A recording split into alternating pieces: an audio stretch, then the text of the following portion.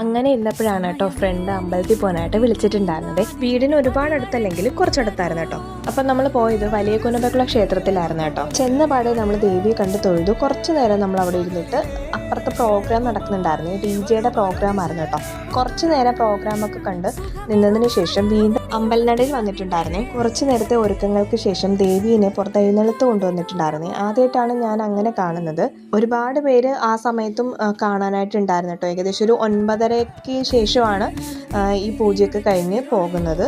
തിരിച്ചെല്ലാം കഴിഞ്ഞ് ഇറങ്ങിയപ്പോഴും നല്ല വിശപ്പുണ്ടായിരുന്നു രണ്ടുപേർക്കും. ആദ്യം പാനിപ്പൂരിയിൽ സ്റ്റാർട്ട് ചെയ്ത് കേട്ടോ. വിശപ്പ് കുറച്ച് കൂടുതലായതുകൊണ്ട് പാനിപ്പൂരിയിൽ ഒതുക്കാൻ പറ്റിയില്ലായിരുന്നു കേട്ടോ. നേരെ ഞങ്ങൾ പിന്നീട് വെള്ളം കുടിക്കാൻ പോയിട്ടുണ്ടായിരുന്നേ. ഞാനൊരു പൈനാപ്പിൾ സോഡയായിരുന്നു പറഞ്ഞിട്ടുണ്ടായിരുന്നത്. അങ്ങനെ എനിക്കാണ് ആദ്യം കിട്ടിയത്. ഞാൻ കിട്ടിയ പാടെ കുടിച്ചിട്ടുണ്ടായിരുന്നേ. അത്യാവശ്യം നല്ലൊരു കുഴപ്പമില്ലാത്ത ടേസ്റ്റ് ആയിരുന്നേ. അങ്ങനെ കൂടെ വന്നാക്കിരുന്ന് ട്രൈ ചെയ്യണമെന്ന് പറഞ്ഞ ആൾ ട്രൈ ചെയ്തത് കേട്ടോ. ശരിക്കും എനിക്ക് നല്ല ഉറപ്പുണ്ടായിരുന്നു, ഒന്നെങ്കിൽ ഗ്ലാസ് പൊട്ടും അല്ലെങ്കിൽ കയ്യിൽ നിന്ന് പോകുമെന്ന് എനിക്ക് നല്ല ഉറപ്പുണ്ടായിരുന്നു കേട്ടോ. ആള് വെള്ളം ഒഴിച്ച് അടച്ച് ജസ്റ്റ് ഒന്ന് എടുത്തപ്പോഴേ താഴെ പോയി.